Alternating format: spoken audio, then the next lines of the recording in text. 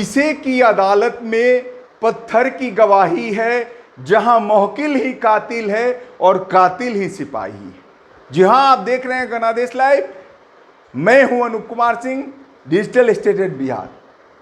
बिहार की राजधानी पटना में फिलहाल राजीव नगर और आसियाना दीघा रोड के नेपाली नगर के 90 फीट के इलाकों में हाई कोर्ट के आदेश के बाद आवास बोर्ड के बड़े अधिकारियों ने चुप्पी साध ली है।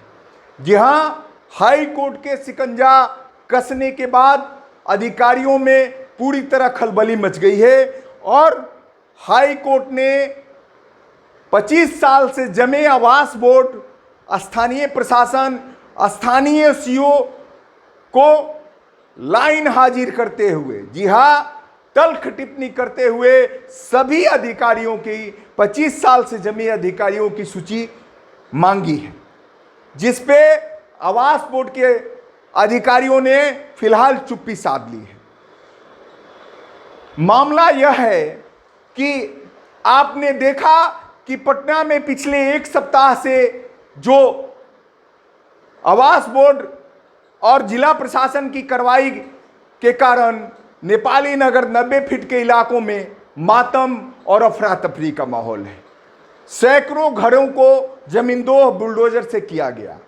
इसके बाद पूरी तरह खलबली मच गई, लोग बदहवास हो गए, घरों में चूल्हे नहीं जले, वहां मातम का माहौल है। जब तक वहां के लोग हाई कोर्ट पहुंचे, वकील, वहां जो स्थानीय वकील हैं और उन्होंने वकील का सहारा लिया, हाई कोर्ट का फैसला आया और सोमवार की शाम से वहां स्टे लगा दिया गया। फिलहाल 2 दिन के लिए रोक लगाया गया था हाई कोर्ट से और पुनः बुधवार की सुनवाई के बाद कई तरह के मामले उजागर हुए। जी हां, हाई कोर्ट की टिप्पणी ने पूरी तरह से अधिकारी, आवास बोर्ड और वहां के स्थानीय भूमाफियाओं का पोल खोल दिया। जी हां, डीएम ने, पटना डीएम ने यह स्वीकार किया है, उनका बयान आया है कि 1974 के बाद जो जमीनें खरीद बिक्री की गई वो पूरी तरह से वहां भूमाफिया वहां संलिप्त थे और 80%, जी हां, दीघा की 1024 एकड़ जमीन में 90% जमीन पूरी तरह से अवैध और भूमाफियाओं के द्वारा औने पौने दामों में लोगों को बरगला के बेचा गया। सिर्फ 10% जमीन की रजिस्ट्री हुई है, इसके अलावा 90% की जमीन की रजिस्ट्री नहीं हुई। तो कहां इसका हुआ?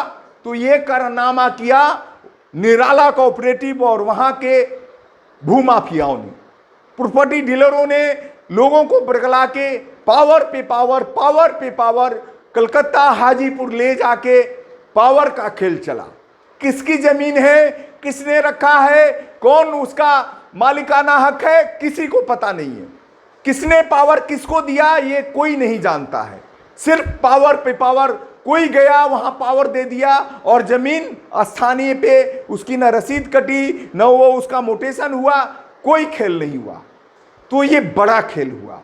इसी को लेके हाई कोर्ट ने सवालिया लहजे में कहा कि आवास बोर्ड के अफसर कहां थे, जबकि आपको मैं बता दूं कि आवास बोर्ड के पूरी तरह से टेंट लगा के वहां पे अफसरों को मौजूद किया गया था। आवास बोर्ड के एमडी ने यह स्वीकारा है कि 25 साल पहले तक भी अफसर वहां मौजूद रहते थे, वहां टेंट लगा रहता था। तो क्या यह माना जाए कि वहां के जो लोग हैं जिन्होंने भटक के भूल से या झांसे में आके जमीन खरीदी, उसमें सारे अफसर और भूमाफिया संलिप्त थे? जी हां, भूमाफियाओं का खेल पटना में बड़ा खेल होता है।